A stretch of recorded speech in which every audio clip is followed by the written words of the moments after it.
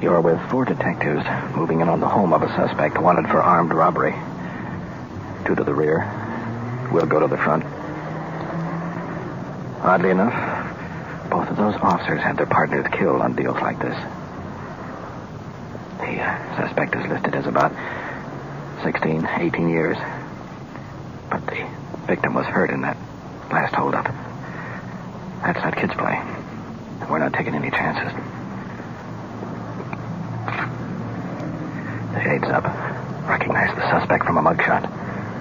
Sitting in a chair with his back to the door. Open, Kurt. It's taken. Place officer, stay up.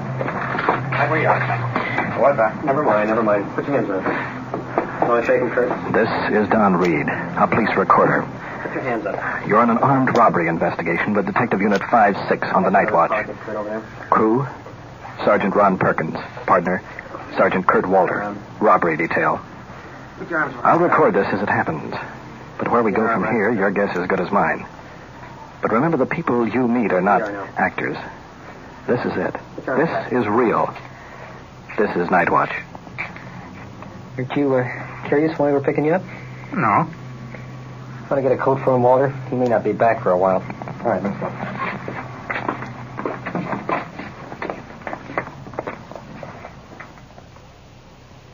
Night Watch, the actual on-the-scene report of your police force in action. Every voice, every sound is authentic. Wherever Detective Unit 5-6 is called, you follow as the official police recorder transcribes the investigation. Night Watch, presented with the cooperation of the Police Department of Culver City, California, W.N. Hildebrand, Chief. We transfer you now to Detective Unit 5-6, operating somewhere in the field, and to police recorder Don Reed.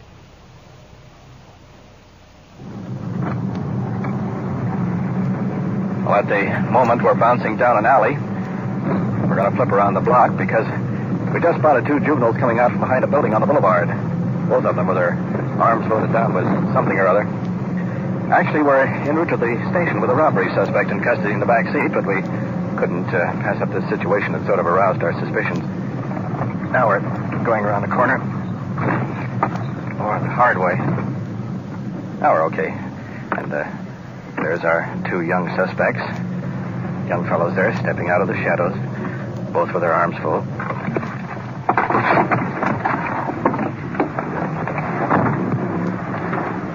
Police officers. George, you want to check them out? I'll have a look around the back of the building. Sergeant Walter staying in the car, guarding our robbery suspect. Well, let's have a look at these 2 young fellows. Wide-eyed, just staring. Officers checking packages. Careful.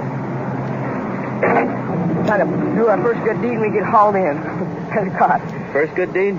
Well, we're trying to build up our name of our club. That's all we're trying to do. What were you collecting all of it for? Needy families. We got to build up our name, and sitting around in our club meeting tonight, we couldn't figure nothing out, so we decided we were going to start helping somebody out. How long did it take you to collect that? About an hour and a half, 2 hours. About 3 hours, because we didn't start till about 9 o'clock. How did you collect it? Went up to knocked on the door. So everybody had a porch light on or light on. Mm-hmm. How are you going to determine what families are needy enough for those School, only in school. We'll hand them into them in the morning. If we can't take them, we'll do a little much. What class are you boys in? All in the same class over there? All 10. Did you find the people cooperative for the most part? Yeah, we found a few people. We kind of felt like giving a little speech, but then we decided we better not. We're doing all this for, What sort of a speech? How'd you approach them? What'd you say? Good evening, ma'am. Good evening, ma'am. Wait a minute. You give your speech first. We're collecting food for needy families, for packages for school. We wonder if you had any cans. Yeah, if you can, go make it look business-like and everything. And then you'd say something after that, is that right? No, he'd go him, and then I'd go him, see, and then I'd make my speech, and then he'd carry the food. And then whoever's carrying don't have to do no talking. You would make the speech, and he would carry all the food. Yeah, or I carry it, he made the speech. Sounds like a good deal for him. The guy who can talk, the one who gets out of all the work, huh? We got donuts, we got everything. We got candy, they did. What when I told you next Saturday morning, they knew they were from school, they said, here, a couple eager beavers, you better have something to get home on. George, they check out okay. Building's all right. Okay, boys. Hey, fellas. Right on home. Nice going. Needy families get all that food now. We decided we were going to take a trip, you know. Yeah. Yeah. Didn't get very far. That takes care of that. Next stop is police headquarters with our young burglary suspect.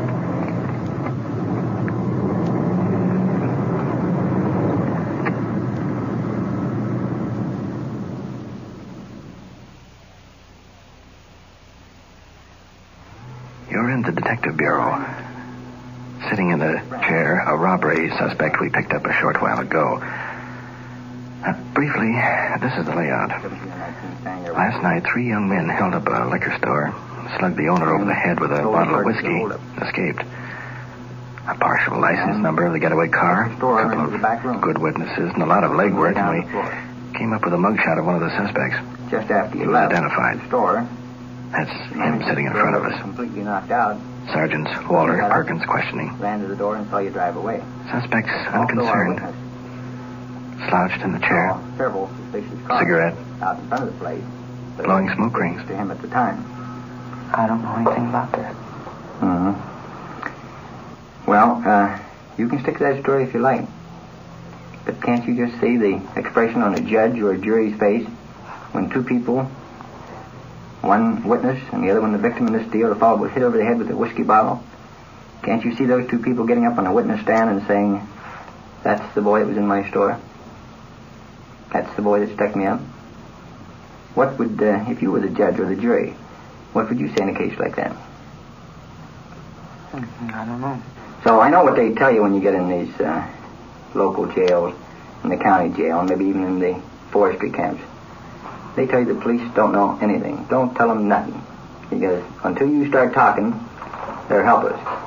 No, I know that. You'd be because- surprised how many people in San Quentin that still keep telling themselves that they're still in San Quentin. Yeah, I know that they're a lot smarter than I am. Because I got caught for that. For everything I did, I got caught. Mm-hmm. So how about this deal? Let's get it squared away. Get it over. I don't know nothing about this. We make a practice to watch fellows when we arrest them. And we consider that in court as admissions or confessions, just the very first statement they make whenever we tell them that they're under arrest. I know you'll remember today when we told you that we want to bring you to Culver City for questioning. An innocent man would have said, "Where do you want to take me?" We explained Culver City. Culver City, I've never even been there. What do you want to take me to Culver City for? I said, "For questioning." You'd have said, "For questioning about what?" And you'd have just insisted on knowing what we were bringing you to Culver City for if you were completely innocent. But you didn't say anything. You didn't say a word. Well, I mean, I'm not going to tell you I did something if I didn't do it, and then maybe I'll get off a little easier. Oh, no, we wouldn't want that. We have never, and I don't think any good police officer would do that. I don't think they'd try to talk a person into admitting something and give him the big pitch about it going to get off easier. Because in the first place, we're not authorized to do that. I can't guarantee you anything about what will happen to you when you get in court. All I can say is that if you make a full statement in regard to the matter, that's just the way I'll put it down in the report. We could probably talk to you all night. We could probably beat you with a rubber hose if that was the method police used. We could probably throw you in a dark room. We could probably set you in a slanted chair. We could turn bright lights in your face. And we could keep grilling you and grilling you. But we have no intention of doing that. We're gonna try to get you to see the light yourself. And if you can't see it, then we'll just take her to court and just let justice take its course. I don't know anything about that. Just what I told you, and it's what I'm going to keep telling you. You're gonna stick to that story? Yeah. Okay, kiddo. It's your story, and you're stuck with it. Okay, Kurt. Looks like we'll have to do this the hard way. Go out and bring in some witnesses and see if he still tells us the same story. Okay. You'll be back in a second. And we'll do it the hard way.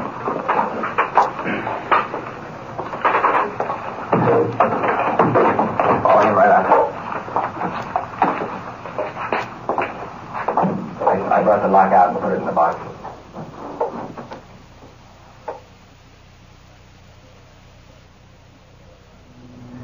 Your sitting in Detective Unit 5-6. Sergeants Perkins, Walter, picking up one of the witnesses of the robbery. Attempt to make another identification of the suspect. You want to wait in here? This is Don Reed, our police recorder. I'll be back in a few minutes. What happened on this deal last night? Well, I walked in the liquor store about 4 minutes to 2. And went back to the icebox and got myself some beer, and there was another customer in the store at the time. And I walked up there. I was waiting for the fellow to wait on me. But he was having trouble with the cash register, waiting on another customer. He was punching keys all over the place. And he said, well, the boss is out. He went out on delivery, and I'm his new delivery boy. He showed me how to operate the cash register, but I don't know how. The other fellow and I both wanted to get our beer and get out of there before 2 o'clock. And so he says, do you know how to operate the cash register? Well, I'd worked for this other liquor store, and so I knew how to operate it. So I said, surely, I'll clear it for you. So I went back there and cleared the cash register for him. And he had some keys stuck. In the meantime, he's picking up the store. Yeah, and I didn't know it. He got my head blown off. So I showed him how to clear the cash register, and he made an overring on it, which the detective will tell you was 211. 211. Yeah. Which is penal code for armed robbery. Yeah, I cleared it, and I showed him how to make out the overring. I just explained to him how you made the overring. He said, all right. And so I just took my beer and went out. And you didn't know the place was getting stuck up? No, heck no, I didn't. You live dangerously. I do. Say that again. Sounds like you had a good shot, actually. Yeah. No kidding. We'd like for you to pick out the suspect that you saw in the bar, and if you're positive that he is the man, just say in a loud voice, that's the man that waited on me in the liquor store. That's the man that was behind the cash register, got the keys stuck, and I went around and helped him. Then don't say anything else. Now, if you're not positive it's the man, then don't say anything and just walk away. Well, let's get back to the station. See what happens.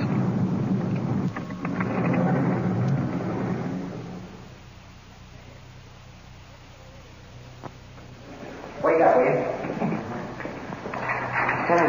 We're in the first floor cell block, arranging a lineup, taking a group of prisoners out to the show-up room, line them up in a row, mix the suspect in with them, see if the witness can pick him out.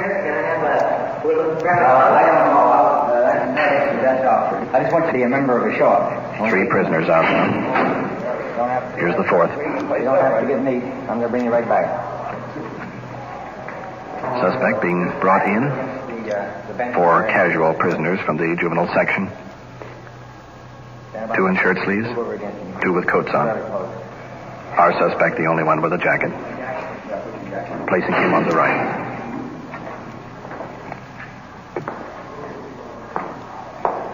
Walk right over alongside him.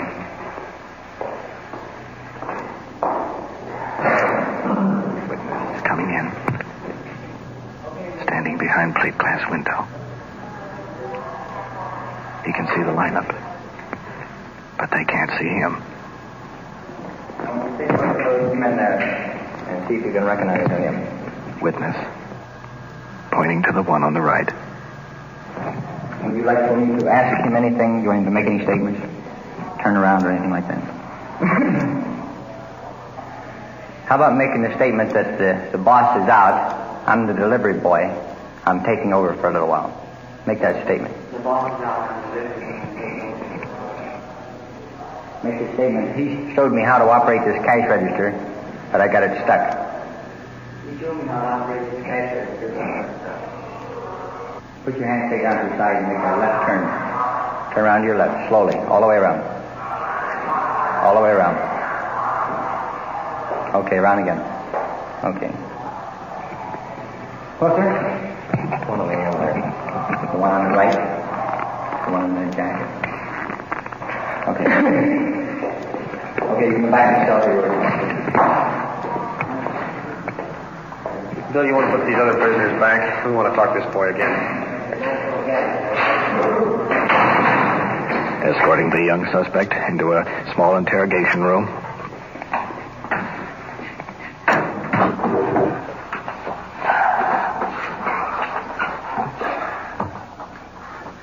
fellow. There's a second witness to identify you. You want to tell us about it now? Suspect still continues to shake his head. Smile. That gun you took, too, was hotter than a firecracker.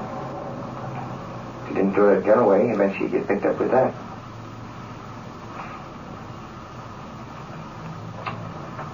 You know if your buddy's got the gun? I don't know. Well, you know if you have it. I don't have any gun. Never did.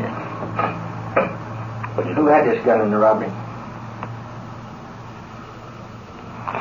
You guys ain't gonna bluff me into telling that by little things like that. Where's the gun? We're not trying to bluff you into telling. We already told you what we got. Well, We don't want to bluff you. We don't want to bluff you into nothing. well, if you got it, I mean, just put me back in my cell. But I'm not telling you anything. I don't know nothing about it. All right, Kurt. Let's abide by his request. Want to put him back, Bob? Young fellow glancing back. Same smile. We got plenty of time, fellas. This is what we get paid for. We'll be back.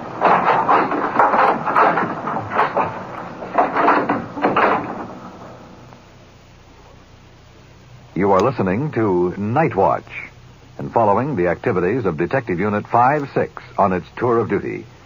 Remember, the people and sounds you are hearing are real, and the investigations are recorded in the field as they actually occur. America profits when you buy United States savings bonds. You profit, too. Your government has working capital, and you have capital working for you, earning interest every day.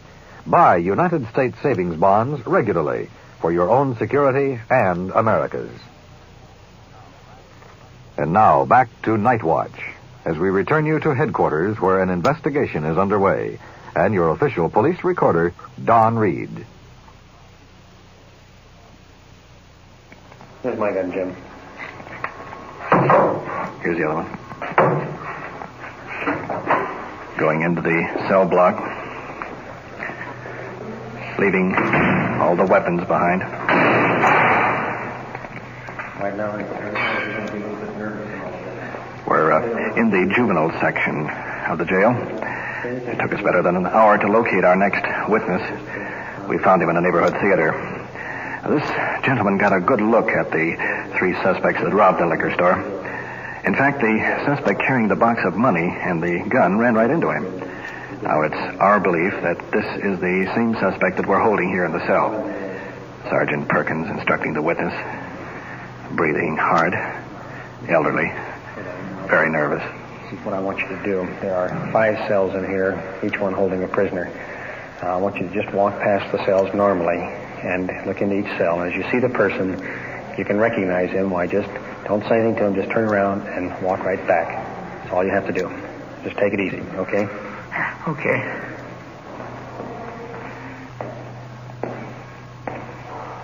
Suspect is located in number 3 cell.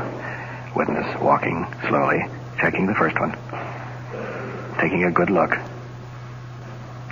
No soap. Moving on to number 2 cell. Staring through the bars. Glancing back. Shaking his head. Moving on to number 3. Witness stop. Straightening up. Turning on his heel. Trace of excitement on his face. Eyes darting from officer to officer.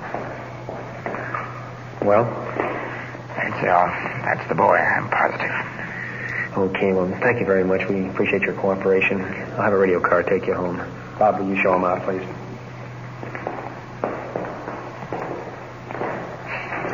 Kurt?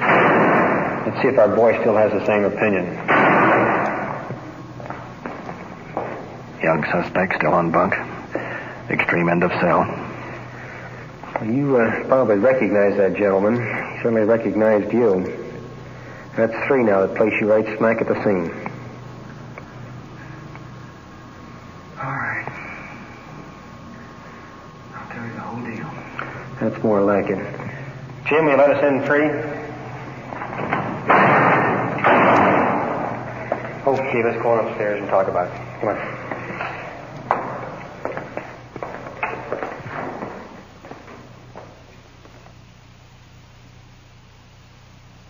son, how old are you?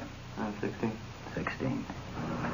You know that we have identified you and made you on this robbery at this liquor store.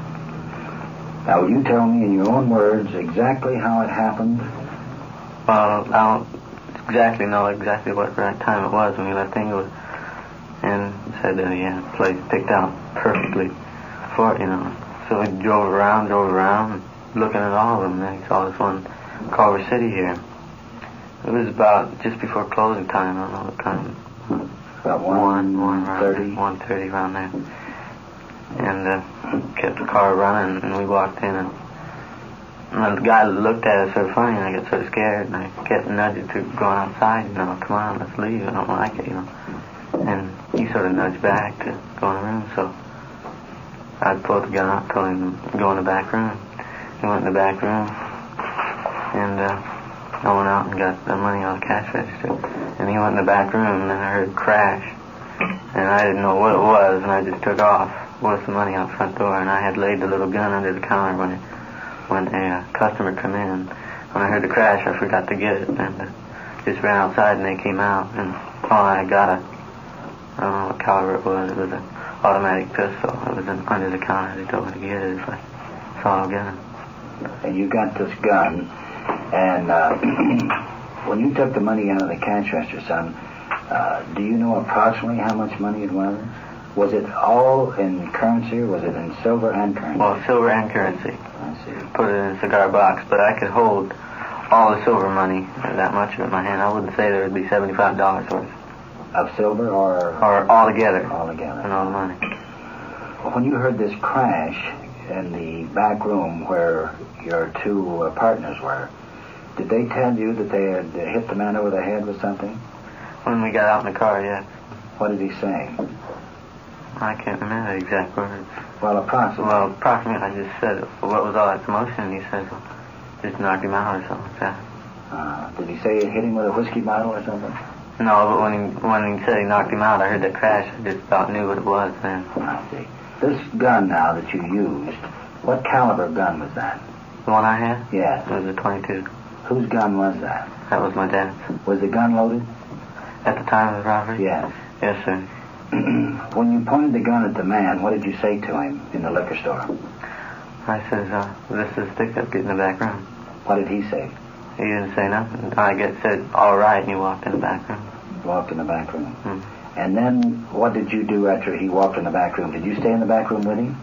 No, I told him to lay down on the floor, just like you guys had told me to tell him what to do. Yeah. And I went over to the cash register, and I couldn't get it open. He had to hit so many buttons in a certain one, you know.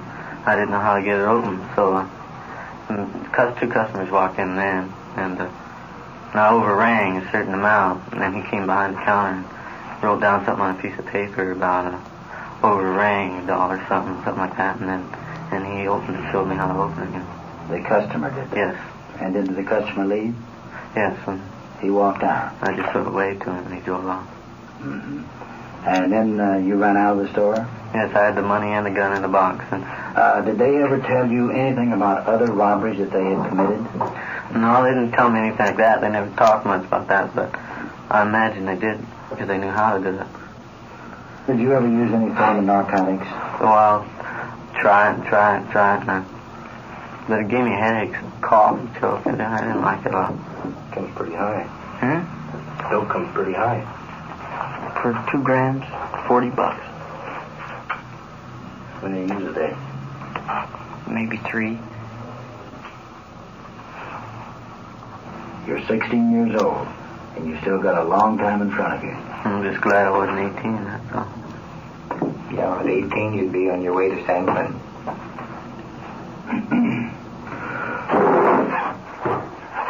Just one last question. Did you pull these stick-ups to get money to buy narcotics? Yeah. Okay, here you go. Now.